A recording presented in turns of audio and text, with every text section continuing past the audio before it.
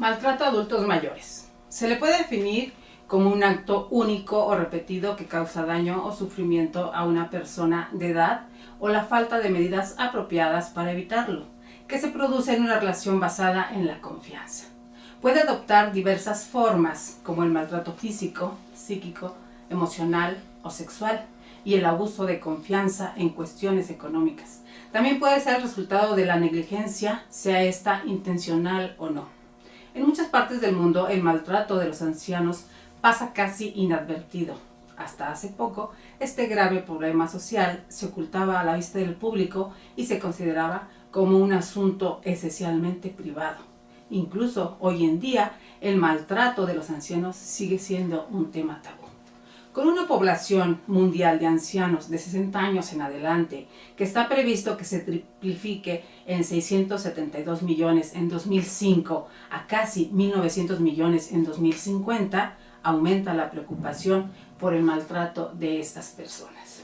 Hoy, queridos amigos, en Criminogénesis, en miércoles de Criminogénesis, vamos a hablar sobre el maltrato a los adultos mayores. Y para esto, retomando un tema que tuvimos en Criminogénesis número 6, la revista especializada en criminología y derecho penal, tenemos con nosotros a la doctora Celín Pérez Nájera, que en este capítulo nos habla de criminología, violencia en la ancianidad, en los adultos mayores. Tenemos que agradecer infinitamente al doctor Alejandro Carlos Espinosa, porque el día de hoy nos permite pudiéramos llamarlo derecho comparado entre Cuba y México. La doctora Celín Pérez Nájera es doctora en Ciencias Jurídicas y especialista en Derecho Penal, rectora y profesora titular de la Universidad de Ciego Ávila Máximo Gómez Báez de Cuba, presidenta del capítulo de Derecho Penal en la provincia de Ciego Ávila, imparte docencia en las asignaturas de Criminología, Derecho Penal y Metodología de la Investigación Sociojurídica. Ha publicado más de 40 artículos en los últimos años. Es representante en Cuba de la revista mexicana Criminogénesis.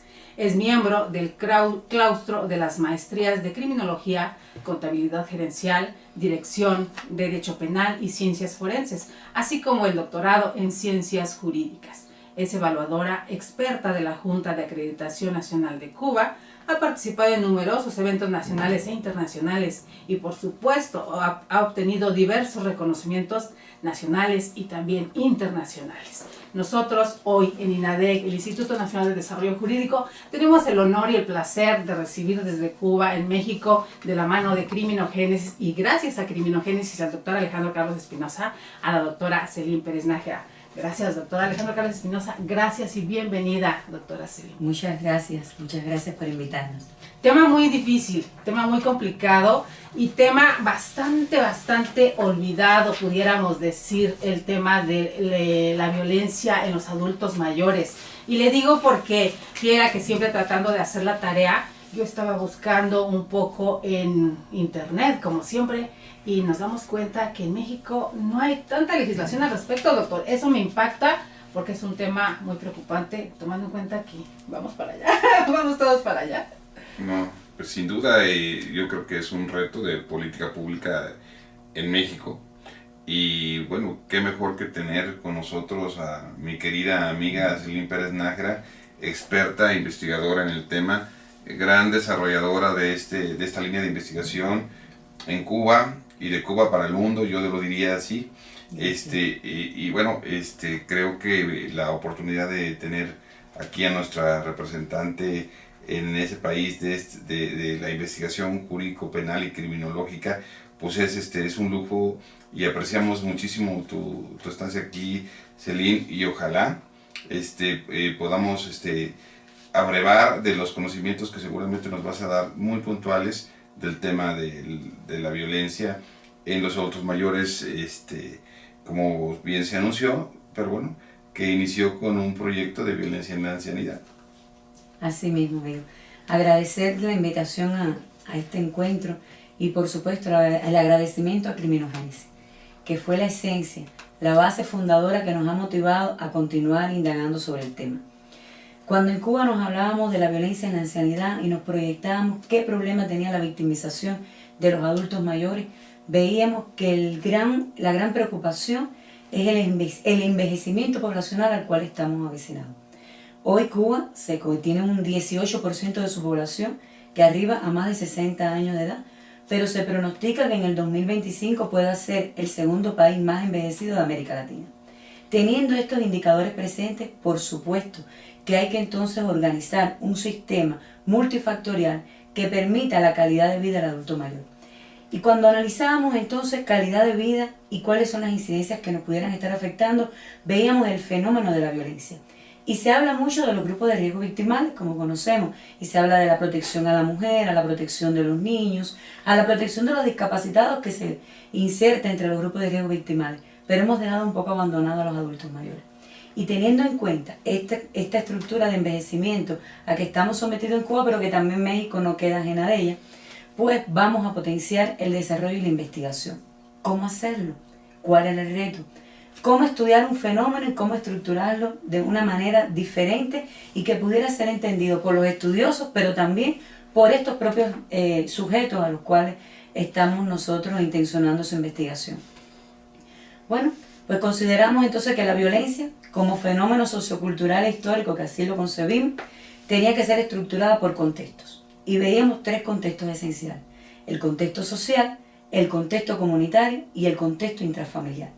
Cuando veíamos el contexto social, lo veíamos a todos los radios, a toda la amplitud, desde la gerontología, desde todas las acciones, desde el punto de vista, desde la estructura política, social y económica que tiene que garantizar el Estado para las mejores condiciones de ese grupo de riesgo. Veíamos el comunitario y teníamos hasta un poco de duda. Bueno, comunitario, irnos a instancias independientes de soluciones de problemas, irnos a un fenómeno estructural, irnos a una dependencia estructural para la atención, dígase, desde la salud, desde lo social, desde la atención primaria que requiere el adulto mayor, pero teníamos el gran reto de la convivencia intrafamiliar. Y de allí la convivencia doméstica y la intrafamiliar. ¿Hacia dónde dirigiríamos la investigación? Y hoy tenemos una situación porque tenemos cambios generacionales importantes que ocurren en este contexto. Y en un propio domicilio, en una propia residencia, tenemos diferentes etapas generacionales viviendo, y eso conlleva ciertamente a que la imposición, a que la negligencia, a que la obediencia, o por qué no decirlo, hasta la sumisión, pueden ser de uno de los factores que atenten contra este fenómeno. Creo que por ahí estaba la primera parte. Trabajar en contextos, identificar el grupo de riesgo y cuáles son los factores que más nos pueden incidir en cada uno de ellos. ¿Cuánto tiempo, de qué tiempo estamos hablando? ¿Cuántos años se percatan ustedes en Cuba de una situación como la que nos está mencionando? ¿Ya tiene trayectoria larga? Como le decía, aquí en México sentimos, por lo que yo me pude percatar, que no está el punto puesto en la I como realmente se necesita. ¿Nos puede hablar de Sí, años? cómo no. Desde el 2010 comienzan los primeros estudios. El 2010 tiene una tendencia al acercamiento a esta protección. Pero por supuesto que esto parte de un estudio de instrumentos jurídicos. ¿Hacia dónde vamos? A buscar los tres instrumentos jurídicos fundamentales, dígase los internacionales, supranacionales o nacionales. Todos tenían un común denominador, veían de alguna manera la protección al adulto mayor, pero ¿hacia dónde iban dirigidas esas potencialidades? Bueno, pues algunas no identificaban los tipos de violencia, algunas dejaban abierta que cualquier manifestación violenta, bueno, pero para usted manifestación violenta es algo, para usted tiene otra concepción y para mí otra. Debíamos dejar claro qué concepción tendría manifestación violenta y mucho más cuando estamos hablando de una persona con características físicas de vulnerabilidad por la propiedad, porque estamos hablando también que en Cuba tenemos la tendencia a ese envejecimiento y es por ello que en mi investigación yo propongo que el adulto mayor no sea concebido solo a los 60 años de edad. ¿Por qué? Porque cuando analizamos los niveles de envejecimiento, los factores económicos, la gran expectativa de vida que tenemos en Cuba, por suerte, que una edad promedio de 78,2 años, ciertamente son condiciones que nos facilitan a nosotros poder concebir a este adulto mayor a partir de los 65 años de edad. Y estas son una de las variantes que también proponemos en la investigación y que vamos un poquito contrario quizás a lo que está previendo la Organización Mundial de la Salud, pero que cuando usted lo establece y ve las concepciones específicas de cada región o país, se puede dar cuenta que existe entonces un nivel amplio de instrumentos jurídicos que tienen que amparar. En el caso de Cuba, está la Ley de Seguridad Social y del Trabajo, el Código de Trabajo y la Ley de Seguridad Social, que establecen que usted puede llevar, si es hombre, hasta los 65 años al retiro, si es mujer hasta los 60 años. Este alargamiento, cuando eran 55 y 60 para ambos sexos hasta hace unos años, bueno, pues cambia a partir de esto que le estoy explicando también. De igual manera, nosotros ahora, el 24 de febrero, acabamos de proclamar nuestra nueva Constitución y para beneplácito de todos los cubanos, que ciertamente ya está estipulado explícitamente en nuestra Constitución la protección al adulto mayor frente a la violencia. Y creo que esto es uno de los retos que tenemos ahora, porque al estar en nuestra Carta Magna, tendrán entonces las legislaciones específicas que proyectarse también y realizar sus pronunciamientos para esta protección disímil pero necesaria. Hablando de entonces que se tendría que tipificar o hacer una tipología de delito sobre adultos mayores en la legislación, doctor. Bueno, yo me pronunciaría un poco más por el tema de la política criminológica, ¿no? Me iría desde el punto de vista de las circunstancias pues, del Estado mexicano, de México, un poquito más hacia el tema de la prevención.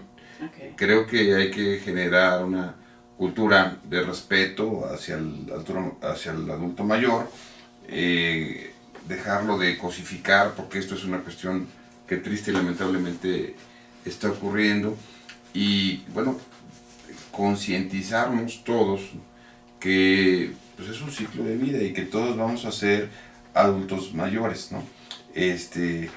Creo que sí hay que trabajar en la parte legislativa, sí es importante. Quizá para algunos casos muy particulares pues podría pensarse en un tipo penal, pero yo no pensaría en de entrada o de primera impronta, ¿no?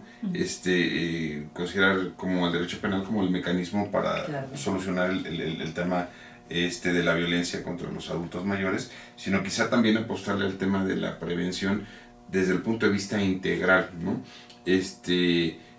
Y perdón porque voy a usar unas expresiones coloquiales, pero a veces la propia violencia nace desde el seno de la familia y digamos que la falta pues de compromiso y la falta también de consideración.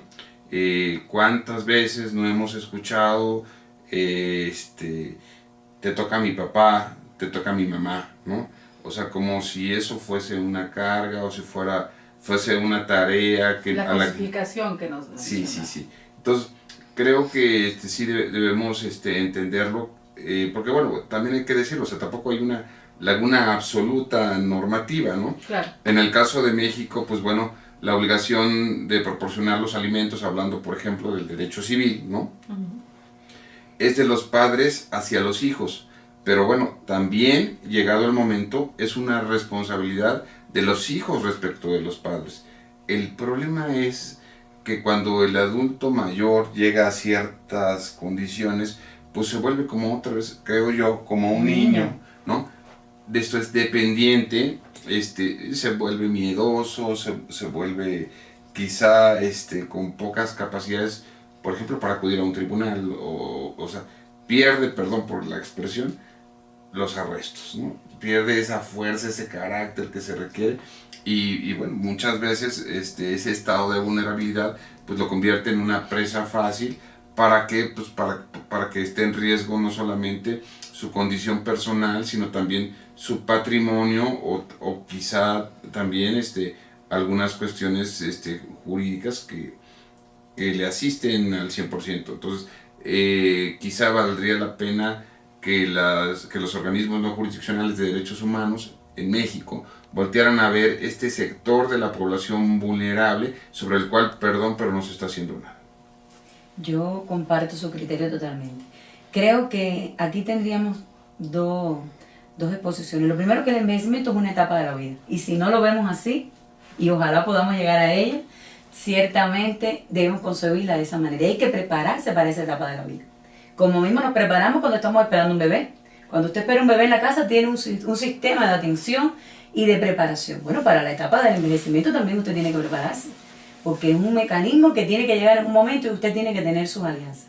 Ahí creo que es donde la criminología entra de centro rector entre todas las especialidades y las ciencias. ¿Por qué? Porque si vamos a analizar un código penal para resolver todos los problemas de los cuales pueden ser victimizados los adultos mayores, eso sería, totalmente insólito, porque son muchas más las propias vivencias que pueden tenerse que lo que puede respaldar una norma jurídica. Lo otro está. A lo que puede ser victimizado el adulto mayor, puede ser victimizado cualquier sujeto. Ahora, ¿dónde estarían las especificidades?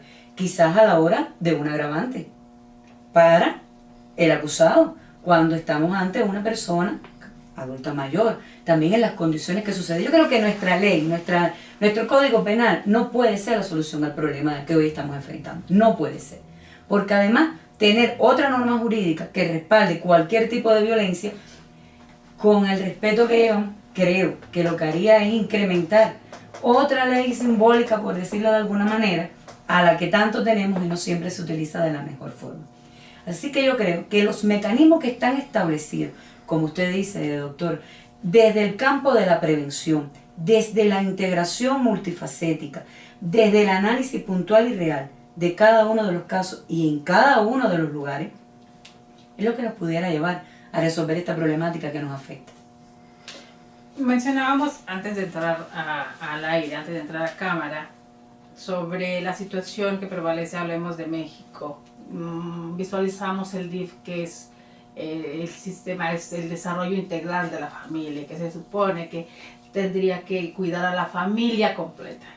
Y a veces en México lo vemos como que cuida más a los niños, se olvida un poco o un mucho de los ancianos. Tenemos ahora, con esta nueva cuarta transformación en nuestro país, al licenciado Andrés Manuel López Obrador al frente. Y recordamos que siendo el jefe de gobierno en esta ciudad, es cuando implementa aquella ayuda hacia los adultos mayores. Que de entrada, por muchos grupos, y recordará nuestro auditorio, fue visto de mala manera, porque repartió el dinero a alguien que ya no sirve, incluso decían algunos. Digo, recordemos, y ahí están las notas en los periódicos. Entonces, ahora viene a tomar el mando, pero de todo el país. Recordemos que este sistema lo jalaron muchos estados y después se hizo a nivel nacional, con una cantidad menor que la que recibían en la Ciudad de México. Llega al gobierno Andrés Manuel López Obrador y vuelve a decir que va a ser parejo. Aun cuando sean jubilados y pensionados, se les va a dar cierta cantidad parejo a todos. Y de repente entró otra vez en la rebatinga, recuerda, porque entonces van a quitar unas tarjetas y ya para que fuera parejo a nivel nacional. Hablando de adultos mayores. El tema está desde Presidencia de la República, pero sentimos que falta trabajo un poquito más. Bueno, ¿no es nada más dar dinero? Sí, yo considero que la acción como política pública pues puede tener sus bondades, sin duda alguna, pero la violencia al adulto mayor no solamente es económica. Exacto. Y yo creo que el espectro es también más, pues, con más aristas, más amplio, ¿no? Y quizá algo que habría que decir es que el problema de la violencia al adulto mayor está en el seno de la familia. Es como, valga la comparación, en el caso de la violación, que se piensa que los violadores están en las calles, en los callejones oscuros, y cuando en realidad es con las personas cercanas, con quienes se sufren este tipo de abusos, con los propios familiares a veces, etc., ¿no? Entonces, pienso que las políticas públicas a las que yo me referí en un primer momento no solo tienen que ver con este aspecto con el que coincido, porque me parece que sí habría que apoyar a las personas en estado de vulnerabilidad, pero habría que encontrar también otras formas, ¿no?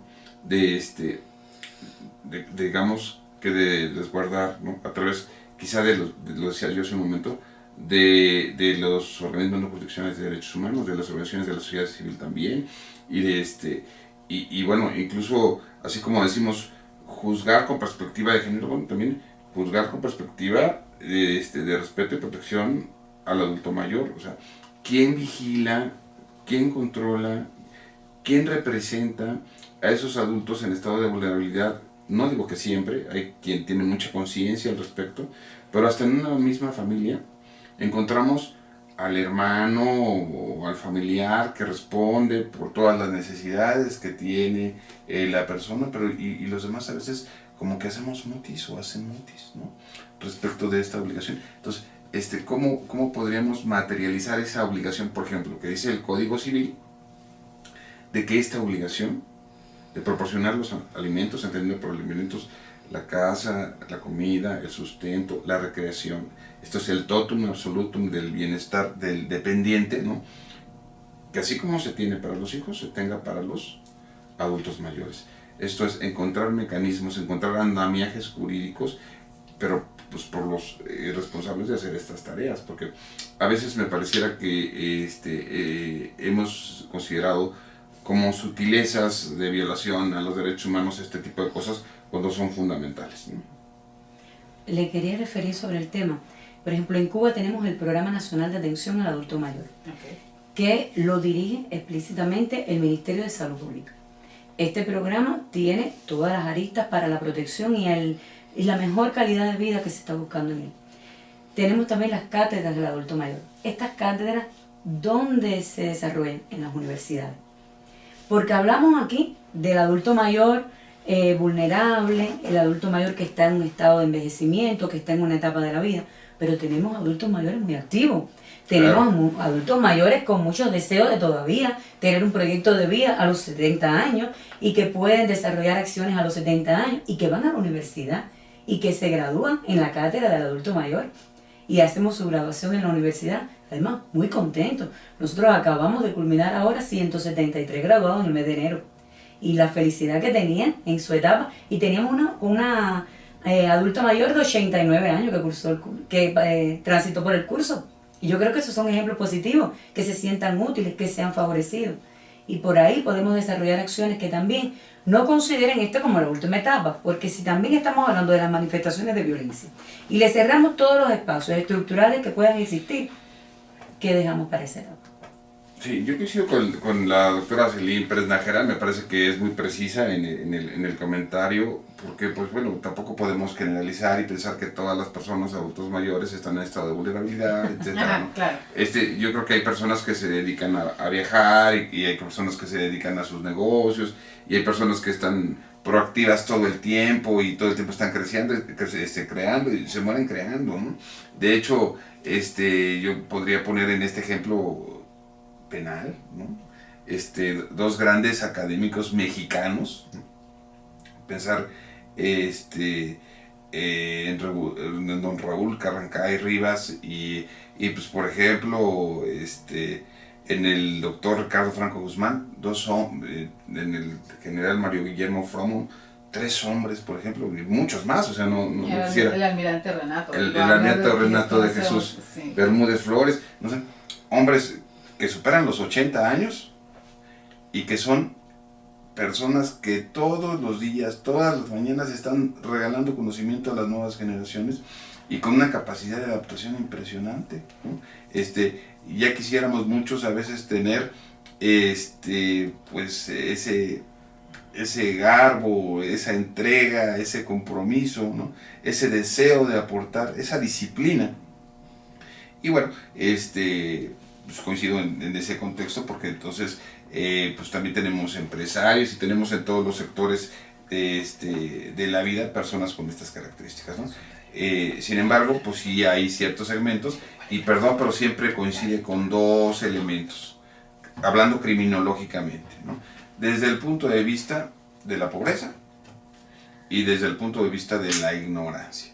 O sea, esto es hablar un poco de los más segregados desde el punto de vista social, ¿no? Son los que generalmente pueden tener mucho más impacto en este tipo de cuestiones, sin excepcionar, ¿no? Algunos casos de otros rubros, de otras esferas, de otros ámbitos, ¿no? Que también pudieran eventualmente vivir esa violencia, ¿no? Uh-huh. Perfecto, yo creo que aquí también pudiéramos ahondar sobre la figura del cuidador. Okay. La figura del cuidador es una figura que aparece para esta nueva etapa. Hay países que tienen un desarrollo ya en la figura del cuidador, me atrevo a mencionar Argentina, que tiene un sistema importante institucionalizado para esta figura y que aquí tenemos que aprender, porque esta figura del cuidador nos puede ir dando toda la atención, toda la proyección necesaria para poder enfatizar esta etapa.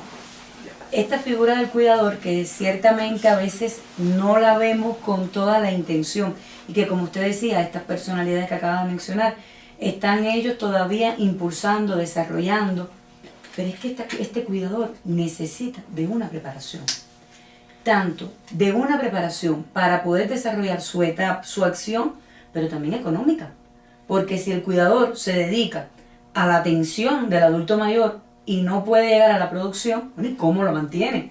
¿Cómo lo asiste? ¿Cómo pueden desarrollar? Por lo tanto, son retos que se vienen desafiando en este momento, que tendremos que buscarle soluciones.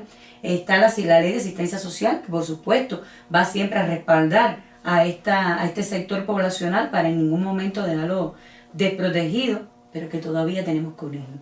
Yo creo que el éxito estará en unirnos para poder desarrollar desde las diferentes ciencias cómo enfrentar el problema mejor, cómo poder resolver la victimización del adulto mayor.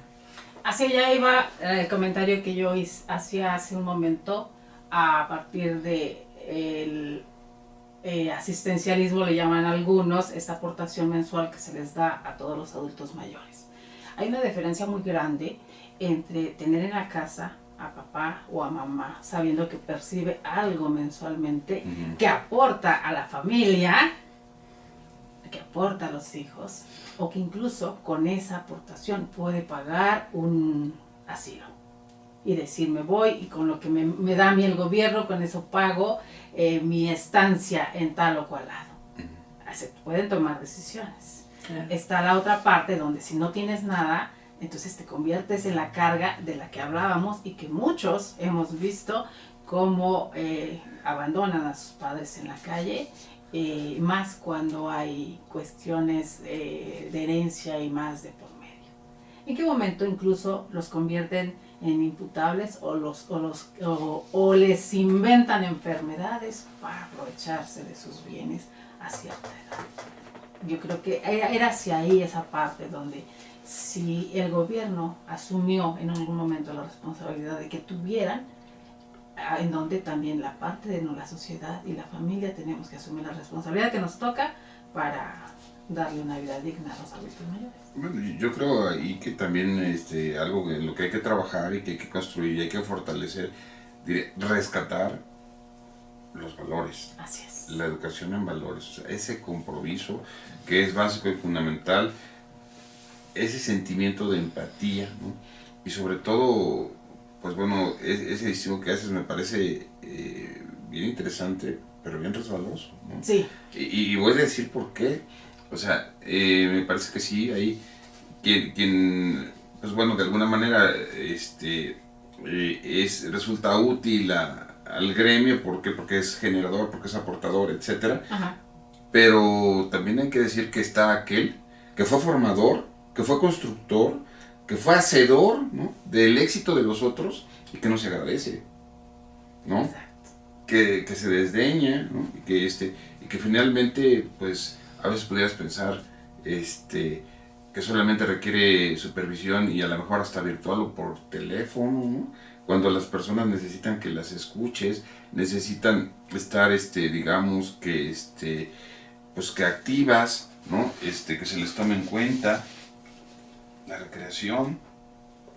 Y es clásico porque es como un tema cultural, por lo menos en México, que las personas adultos mayores dicen: no te preocupes, en mí no gastes, no necesito nada, por el momento estoy bien, etcétera. No me duele nada. No me duele nada, etcétera. No, también yo creo que hay que trabajar esa concientización en ellos, de que merecen, ¿no?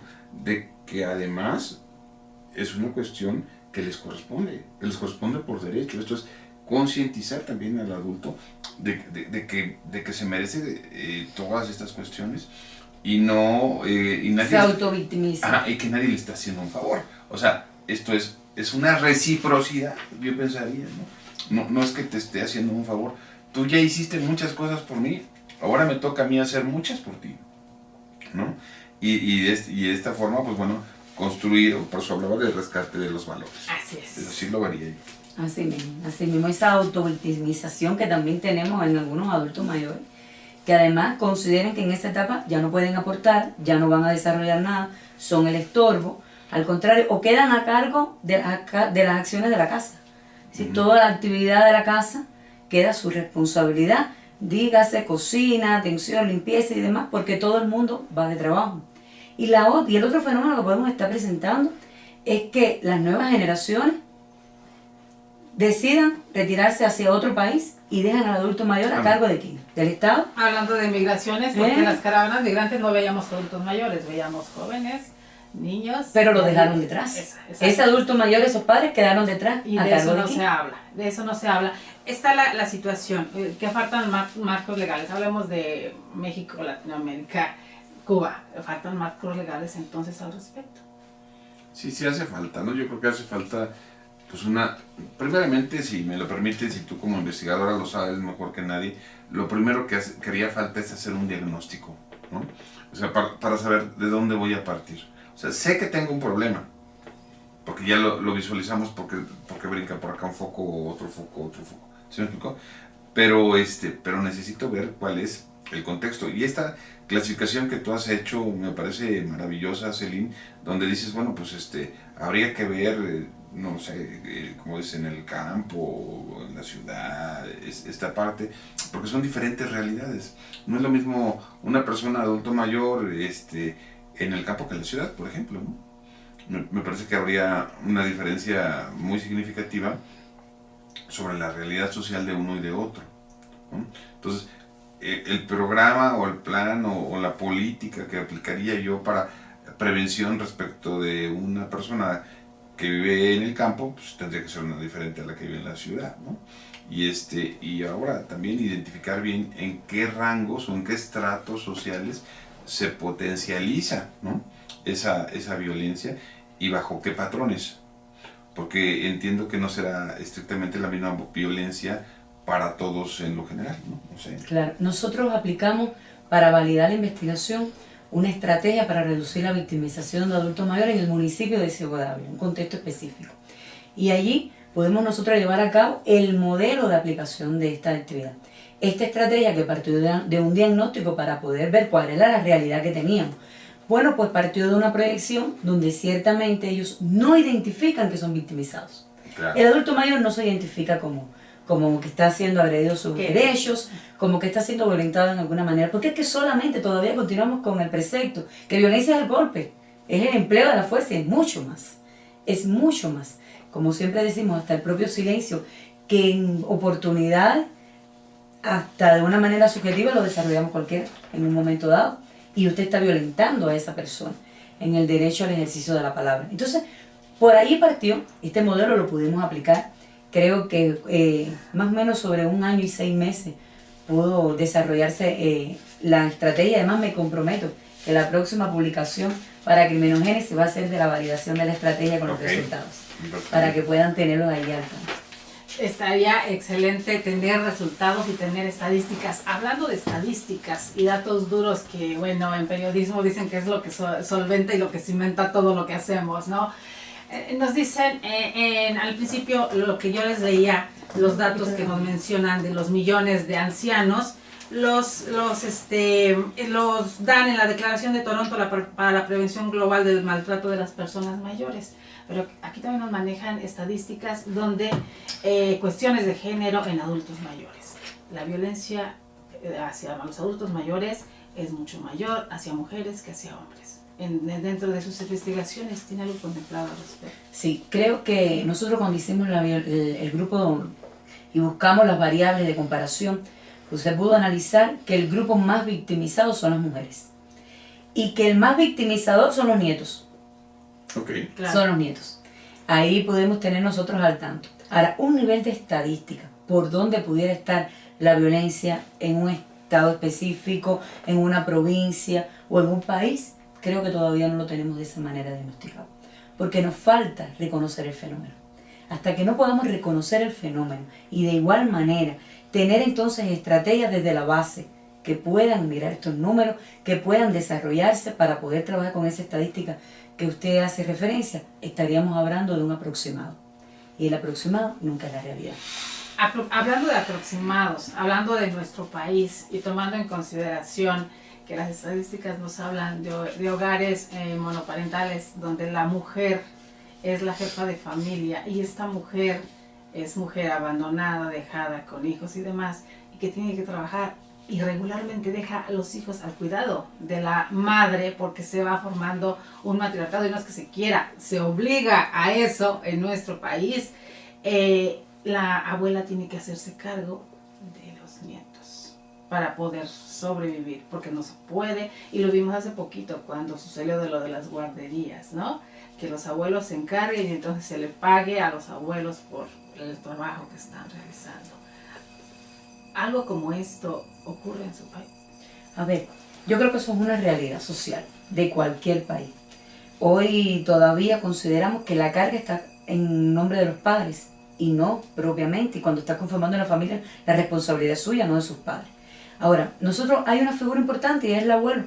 El abuelo es importante en cualquier lugar, porque además en Cuba es muy normal que en ese cambio generacional que yo le hablaba de una vivienda, usted tenga a los abuelos, a los padres y a los hijos viviendo juntos.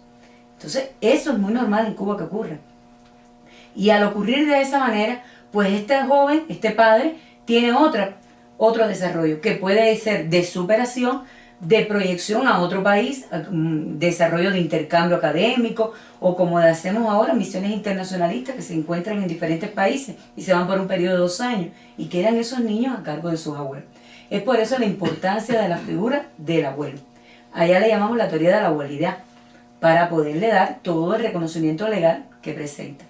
Yo ahorita le hablaba de la Constitución y de los cambios constitucionales y creo que otra de las partes importantes es que se reconoce el envejecimiento poblacional. Y cuando nuestra Carta Magna reconoce el fenómeno, pues todas las leyes específicas tendrán que ir a solucionar el mismo. Y por eso que identificando el envejecimiento y la violencia hacia ese grupo de riesgo, tendremos que buscar todos los mecanismos para que nuestras legislaciones puedan respaldar el problema del envejecimiento y de la victimización de este grupo. Muy bien, me parece muy interesante lo que dice Celine, ¿no? Al final del camino tendríamos que partir de una lógica en donde cada quien tiene que hacerse responsable también de sus acciones y de, por ejemplo, no necesariamente el abuelo, yo ahí sí, me perdón, pero no estaría tan de acuerdo en esa parte, tendría que responder por la decisión que alguien tuvo de maternidad, ¿no? O no sé, me parece que sí puede haber una cuestión de solidaridad. Sí, pero es para la guardia y cuidado. Sí. Para que quede a cargo de la guardia y cuidado mientras esté la persona afuera. Sí, bueno, por ejemplo, ese es un caso específico y digamos que es un caso de superación que además es loable y plausible, o sea, ahí sí estaría como de acuerdo en esa parte.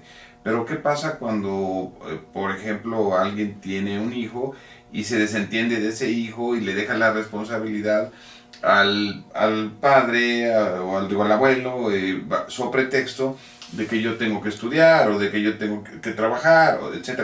Esa parte también yo creo que hay que identificarla como una realidad, ¿no? Porque finalmente el padre ya hizo su trabajo, ya hizo su tarea, ya se responsabilizó de lo que le tocó.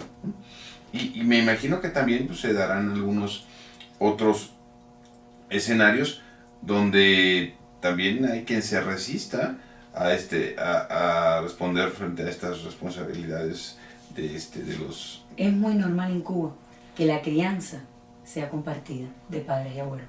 Muy normal. Eso es algo... Y es crianza compartida, qué interesante concepto. Sí, la crianza compartida, querido doctor, esto es, yo creo, lo que nos habla la doctora, es una perspectiva cultural y se da mucho también aquí en México. En la provincia se piensa diferente a relación a cómo se piensa ya en las ciudades, y mucho más hablando de una metrópoli como la Ciudad de México. El respeto a los ancianos en los pueblos todavía se sigue, esta ancestralidad, esta oralidad, y lo tenemos muy claro en los viernes de cultura que hacemos. De repente, los viernes de cultura estamos haciendo entre la defensa de los pueblos y las lenguas originarias, que será en el 2019, estamos haciendo programas culturales en INADEC todos los viernes. Y de repente la gran sorpresa es que toda esta ancestralidad, toda esta oralidad que no se debe perder, ¿quiénes la tienen? Los abuelos. Entonces vemos a los jóvenes regresando a los orígenes para tratar de no perder lo que es suyo. Pero entonces por eso te decía, esta es una perspectiva también cultural, es de ancestral y se da mucho más en las pequeñas comunidades donde todavía se sigue respetando a los ancianos como el sabio del pueblo, donde el que es el guardián de tal cual tradición o secreto incluso que en cada uno de los pueblos se tiene. Y sucede mucho en Centroamérica y todo Latinoamérica. ¿Por qué llega un momento que se pierde eso y el anciano cuando llega ya a una ciudad pasa a ser un poco más carga o un poco más vente porque tienes que trabajar? Digamos que ese peso moral. Exacto. Bueno, yo creo que también hay diría, es multifactorial todo el tema, sería como muy complejo sacar fórmulas que nos dieran resultados específicos. No, hablaría yo de un contexto en donde existen otros elementos que debemos considerar. Por ejemplo, yo diría los brincos generacionales o las brechas generacionales de las que hablaba Celine, hablaba muy bien. O sea, el gran problema, o a veces el choque que yo identifico en lo genérico, ¿no? Es ¿por qué el abuelo no entiende al nieto? Pues bueno, pues porque hay 40 años de diferencia entre una generación y otra generación, ¿no? Y es que a uno le gustaba, por decir, hablar de México, ¿no? Los Martínez Gil, ¿no? Y él, pues, hablando de un grupo de cantantes de trova, ¿no? O de ya cambia el gusto. Ajá. Y ahora acá, pues bueno, el abuelo no comprende por qué el chico se quiere hacer un tatú, una expansión, un piercing, ¿no? Entonces, esa parte, pues también puede ser lo que esté rompiendo los puentes de comunicación y no hay ese punto intermedio que permita construirse, ¿no? ¿Cómo los jóvenes pudieran, y perdón por decirlo así, menospreciar al abuelo, ¿no? Eso que tú decías, ¿por qué no se le reconocen ya todos estos atributos y este estatus, ¿no? De hombre sabio, de consejero, etcétera? Bueno, pues porque en una lógica de brechas generacionales, pues puede haber una descalificación a priori, ¿no? Pues está viejito el abuelito, ya, pues el que sabe, ¿sí me explico? Entonces, yo creo que todo esto es algo que se tiene que trabajar, pero se tiene que trabajar también desde la política pública. Es un tema que tiene que ver con la integración, es un tema de sumar, yo creo, ¿no? O sea, de decirle, ¿sabes qué? Tú no estorbas, tú eres parte, ¿no? Y bueno, tendremos algunas consideraciones, vamos a poner el ejemplo más simple, ¿no? ¿Por qué a veces los adultos mayores no gustan en las reuniones? Ah, pues no puedes fumar, ¿no? Pues porque le hace daño, pues tiene efisema, o no lo sé, ¿qué? ¿No? O sea, ¿sí me explico? La música muy fuerte. La música muy fuerte, o sea... Duermen más temprano. Entonces, es como un tema también de adaptación, de comprensión y de jugar los roles adecuados bajo lógicas de consideración, ¿no?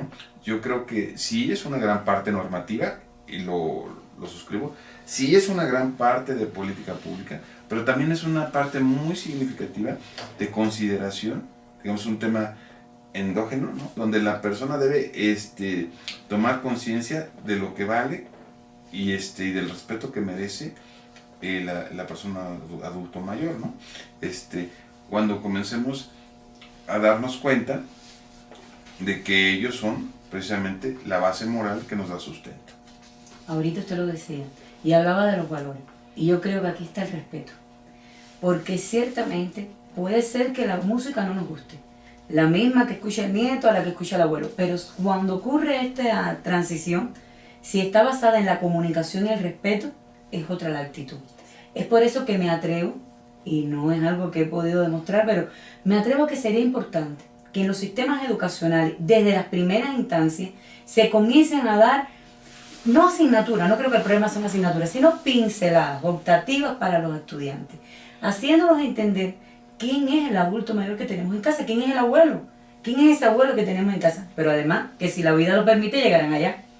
No, Y bueno, que claro. no, La como importancia de la educación y la información. claro, esa Exacto, comunicación. y eso es a nivel global, ¿no? Pero claro, por eso le decía que en esas primeras instancias usted empieza a preparar en la concepción del respeto y de la atención al adulto mayor y al niño.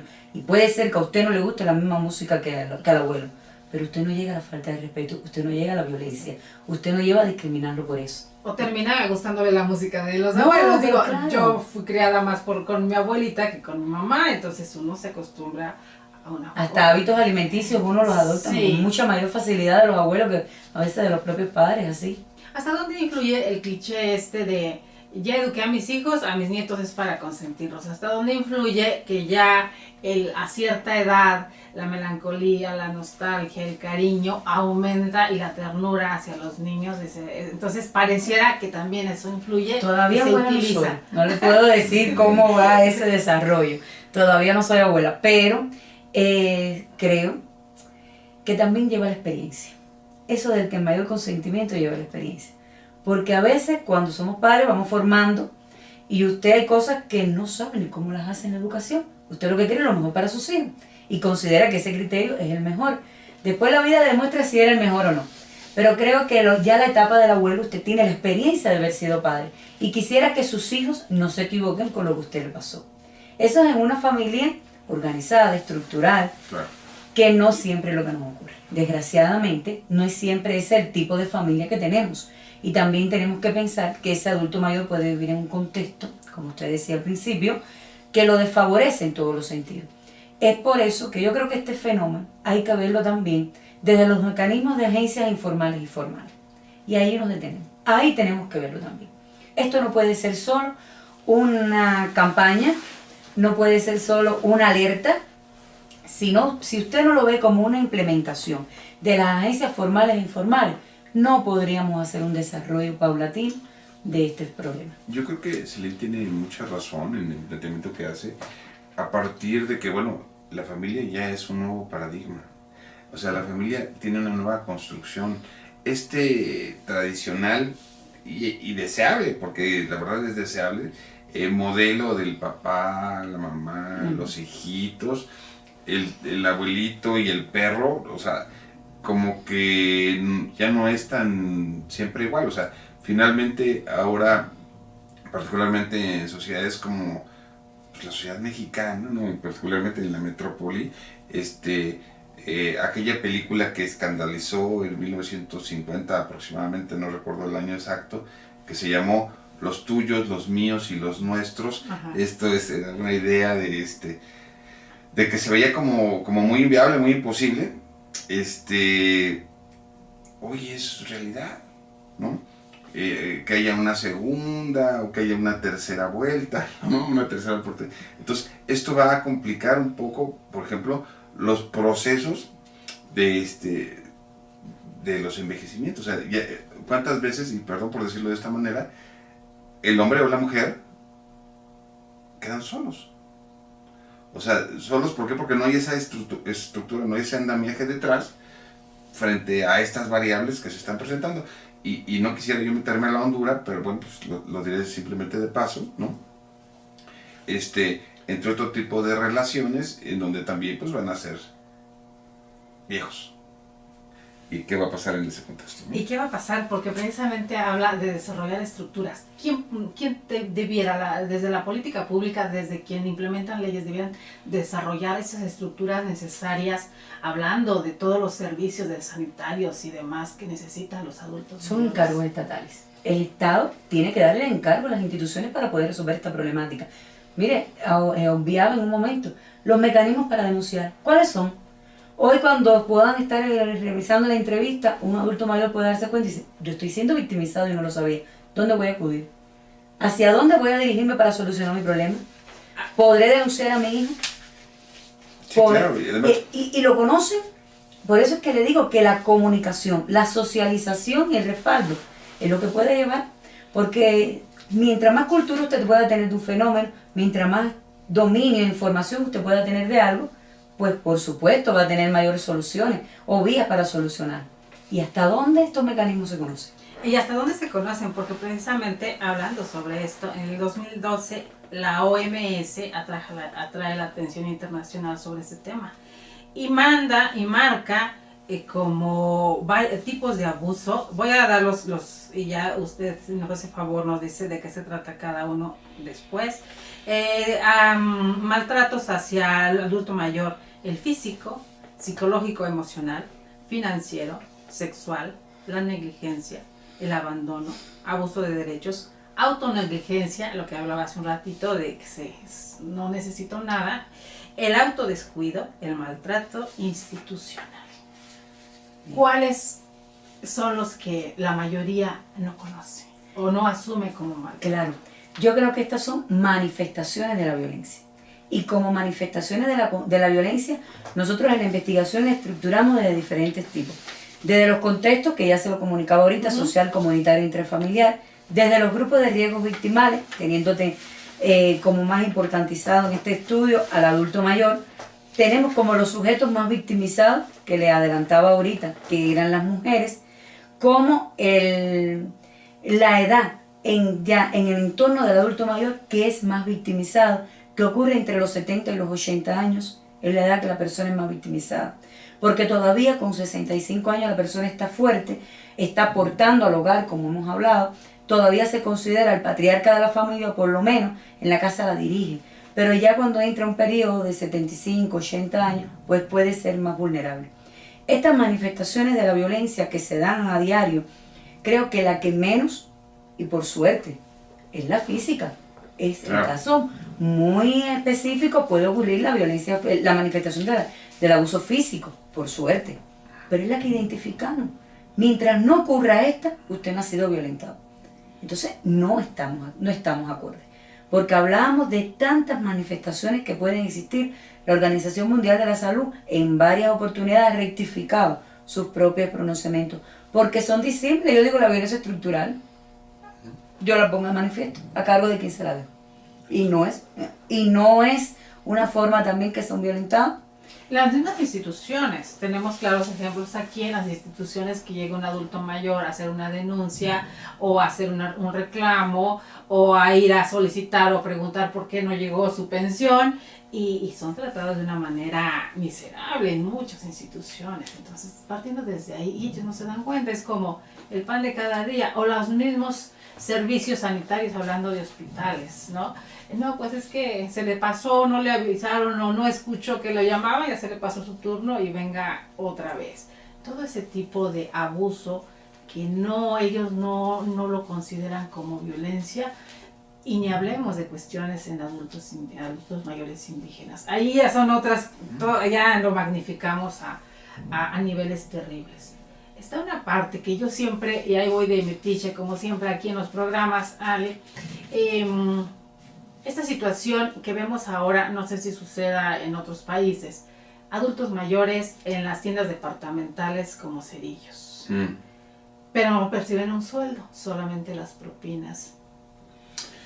Ese problema, sí, yo sé que, yo por eso dije que iba de metiche, porque son problemas difíciles, complicados, porque no se ha podido legislar al respecto de esto, porque al final de cuentas es un trabajador. Pero pues es el mismo tratamiento, yo diría entonces, que se le está dando al niño. Exactamente, son niños y adultos. Y en los dos casos, pues yo estoy aprovechando su fuerza de trabajo y aprovechando de su ocupación. Y de la psicología que implica ver a un niño o a un adulto. Exactamente, bajo esta lógica, entonces, tú invariablemente, particularmente en el caso de tu servidor, ¿no? Si es una persona adulta mayor, pues no dejas de darle 5 o 10 pesos. O sea, pero tú no eres el único que se los va a dar, sino que van a ser muchas personas las que se van a dar, ¿no? Y porque además, pues hay un efecto de proyección. O sea, hay ¿cuántas veces no ves personas que en realidad fueron exitosos quizá, o que tuvieron carrera, etc., y llegan a un momento en que ya no son útiles desde el punto de vista laboral, empresarial, ¿no? O sea, o para desplazarse, para esto, para lo otro. Entonces hacen una actividad como muy simple, que es el empaque, ¿no? Y dices, bueno, ¿y por qué no pudiera ser eventualmente que algún día yo esté atrás de la caja 19 del Walmart, ¿no? O del no sé cuál. Entonces, pues ahí es esa parte de empatía. Pero yo creo que ahí el Estado debería visibilizar esa cuestión. Y bueno, y a través de los organismos no gubernamentales y de las propias instancias del Estado, pues se impulsen las normas, los propios diputados, ¿no? La legislación, es lo que yo alego, yo tengo tiempo alegando. Porque bueno, esto es bien claro, hay una norma de cultura subyacente que es obligación de los congresos, ¿no? A través de las representaciones, pues identificar qué está ocurriendo en la sociedad que se debe de normar. Y este es un aspecto de explotación a alguien vulnerable, por ejemplo, ¿no? Niños y adultos mayores. Y bueno, pero además la visión que se tiene de que yo le estoy haciendo un favor al adulto mayor permitiéndole que haga esto. O sea, a lo mejor sí, en cierta forma, pero bueno, pues por lo menos algo decoroso, un sueldo base, algo que permita garantizar esta parte, ¿no?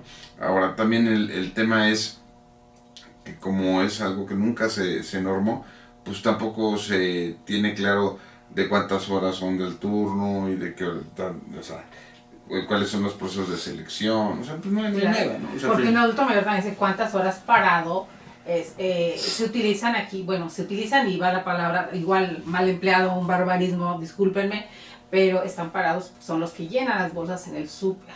Pero yo diría una cosa, por una propina, o sea, son los... Pero, eso yo lo vería quizá como la parte, pues a criticar o la parte negativa, pero también vería la parte positiva, ¿no? O sea, y la parte positiva sería la ocupación. Yo creo que alguien que tiene el deseo de levantarse en la mañana, de medio arreglarse, de ir al lugar de trabajo o subempleo, porque finalmente es un subempleo, no es un trabajo, ¿no? Y de regresarse pues con sus 80, sus 100, sus 200, yo no sé cuánto pudiera ganar diario una persona que se dedica a esto, pues también es un aliciente y un estímulo para seguir adelante, ¿no? O sea, creo que quizá lo que sí se tenga que hacer es normarlo, pero también tiene una parte positiva, y sería más grave que no se les permitiera hacerlo, ¿no? Claro, podemos ir para arriba, ¿no? O sea, y la idea es que vayamos para arriba y que se vaya fortaleciendo todos estos... La veía hacer ojos de extrañeza con esta situación. Cuéntenos por qué. A ver, en Cuba eso no es una realidad. No hay un niño que trabaje y un adulto mayor que quiera trabajar está protegido por el Código de Trabajo para la doble contratación. Es decir, va a cobrar su chequera y va a retribuirse salarialmente por el nuevo trabajo al que es empleado. Hasta tanto las condiciones personales, físicas, psíquicas le puedan permitir.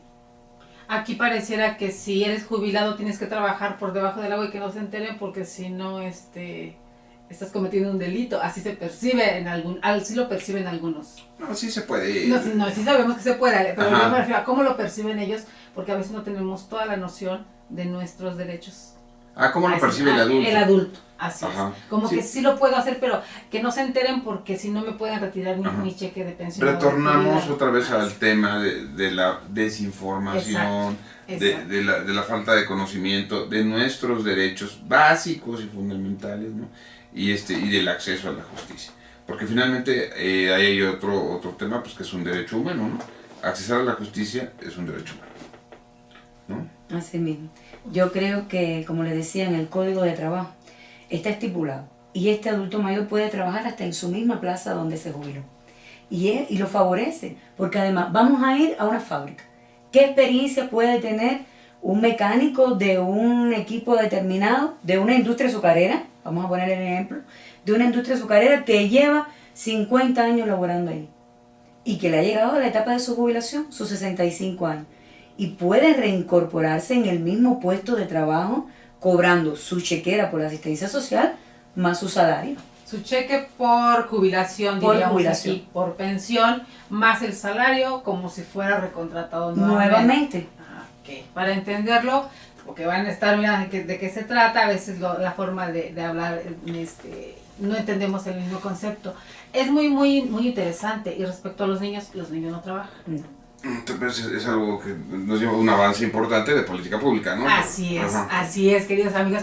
Pero yo creo que más que nada ahorita nos va a dar oportunidad de seguir con este y muchos demás temas, porque creo que vamos a aprovechar la posibilidad de que la doctora Celine está con nosotros en México para que también tocar otros temas, y vamos a aprovechar, doctor, si le parece bien, para hacer un programa más, porque ya nos estaba haciendo el ingeniero señas hace un ratito que ya se terminó, que el tema, yo les decía, se nos va a ir como agua con el tema, como agua entre los dedos. Entonces, si nos permiten, queridos amigos, cortamos con el tema sobre adultos mayores. Nos puede dar sus capítulos finales, sus resoluciones finales, sus recomendaciones. Yo creo que tenemos que unirnos para trabajar desde todo el sector multifactorial, no importa el país donde nos encontremos. El adulto mayor es el grupo de riesgo victimal al cual más tenemos que atender, que tenemos que darle más protección y ayuda, porque además es la etapa de la vida en la cual volvemos a ser niños, requerimos de la atención especializada y por supuesto del apoyo institucional y del Estado. Así que atenderlo es nuestro reto y tendremos que emprender nuestras investigaciones para mejorar esa calidad de vida y lograr llegar a esa etapa del envejecimiento y del adulto mayor en unas mejores condiciones. Doctor. Bueno, pues yo me sumo a los procedimientos que dice la doctora Celine Pérez Nájera, pero adicionalmente sí diría dos cosas fundamentales desde mi punto de vista. La primera es tomar conciencia de que el adulto mayor es una persona que ya no puede per se, ¿no?, proveerse lo necesario a veces ni para comer, ¿no? O sea, para comer no desde el punto de vista que a veces también de que exista o no el alimento, ¿no? A veces necesita de que alguien le acompañe la cuchara a la boca, que necesita, no sé, una asistencia extrema. Entonces hay que tomar esa conciencia y un segundo punto básico y fundamental es que pensemos que todos vamos a ser adultos mayores, que todos vamos a ser, aunque no gusta a veces el tema del lenguaje, viejos, ¿no? Y bajo esta lógica, yo sí creo que que la suma de conciencia más compromiso, ¿no?, y más agradecimiento, porque bueno, el que no es agradecido está perdido, o sea, no sé qué está haciendo. ¿Me explico? Hay que ser agradecidos con quienes nos construyen, más allá de esta liga biológica de que fue mi padre, que dado mi madre o mi hermano, qué sé yo, ¿no? Sino esa parte también de la calidad humana de la persona, en donde el compromiso se haga manifiesto. O sea, no nomás es que yo le diga te quiero mucho, ¿no? Se dice te quiero mucho acompañando, se dice te quiero mucho, pues acercando los servicios, se quiere mucho comprando la medicina, se dice te quiero mucho, ¿no?, llevando a recrear. Eso sería mi posición. Mejores seres humanos. Mejores seres humanos. Por ahí veíamos políticas públicas hablando de otros países. Ahora con el maravilloso internet nos enteramos de todo lo que pasa en diferentes partes del orbe, sobre esa situación donde algunas guarderías y asilos estaban unidos y permitían que los niños de guarderías convivieran con adultos mayores en asilos. A lo mejor otra visión de ver el mundo, y esperemos que las políticas públicas cambien en todos los países. Aprovechar la experiencia que nos decía hace un rato, no solamente en la vida laboral, sino también en la vida personal y en la formación de seres humanos, que los pequeñitos son los que como esponjitas absorben todo. Por el otro lado, yo creo que también es muy importante buscar, igual en internet, en libros y demás, sobre las condiciones de maltratos comunes y perpetradores de maltrato, porque quizá en nuestra misma familia o en el entorno social donde se desenvuelve nuestro adulto mayor pueda sufrir alguna de estas situaciones, y como familia a veces no nos percatamos hacia dónde. Entonces también nuestra obligación, nuestra responsabilidad de adiestrarnos, de buscar, de instruirnos un poco al respecto, porque al igual que los niños, cuando son maltratados, entiendo que tienen ciertos cambios de conducta los adultos mayores, y entonces nosotros como responsables de ellos tenemos que percatarnos de esto, ¿verdad? Así mismo. Queridos amigos, pues de esta manera terminamos este tema más. Muchas gracias, soy Delia Linares Alvarado.